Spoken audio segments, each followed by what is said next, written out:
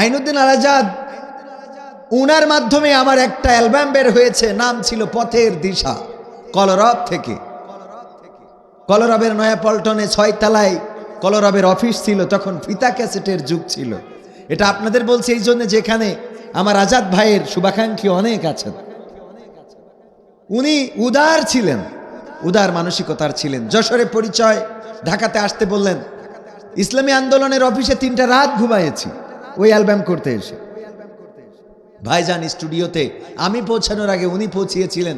এখনো মনে পড়ে যে মাথার নিচে হাত দিয়ে ঘুমিয়ে আছেন মানুষটা। 2010-এ আল্লাহ রাব্বুল আলামিন ডেকে নিয়েছেন দুর্ঘটনায় অথবা পরিকল্পিত চক্রান্ত যেটাই হোক, এই পৃথিবী ছেড়ে তাকে বিদায় নিতে হয়েছে।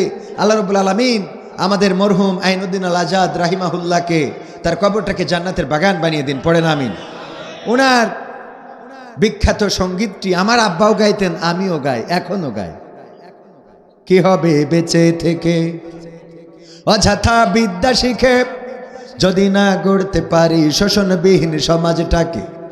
কি হবে বেঁচে থেকে, কি হবে ছাত্র সেজে চুমু খেয়ে সনদ খানা, যদি হয় বিদ্যালয়টা পতিতাদের আড্ডাখানা। কি হবে ছাত্র সেজে চুমু খেয়ে সনদ খানা, যদি হয় বিদ্যালয়টা গাঞ্জাখোরদের আড্ডাখানা। এর চেয়ে মরাই ভালো, দেশ ছেড়ে যাওয়াই ভালো। এর চেয়ে মরাই ভালো, দেশ ছেড়ে যাওয়াই ভালো। কি হবে ধোকা দিয়ে বিবেকটাকে, কি হবে ধোকা দিয়ে বিবেকটাকে। কি হবে বেঁচে থেকে অযথা বিদ্যা শিখে, যদি না গড়তে পারি শোষণবিহীন সমাজটাকে। কি হবে বেঁচে থেকে, কি হবে যুবক নামের বোঝা হয়ে এই ধরাতে, যেখানে মা বোনেরা ধর্ষিতা হয় দিনে রাতে। কি হবে যুবক নামের বোঝা হয়ে এই ধরাতে, যেখানে মা বোনেরা ধর্ষিতা হয় দিনে রাতে।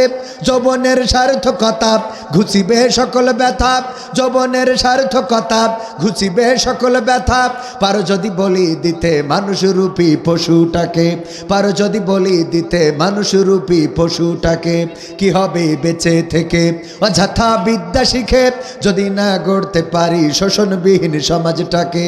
কি হবে বেঁচে থেকে, কি হবে লেখালেখি কলমবাজির ওই মহড়া, সমাজের আসল চিত্র যদি না যাই তুলে ধরা।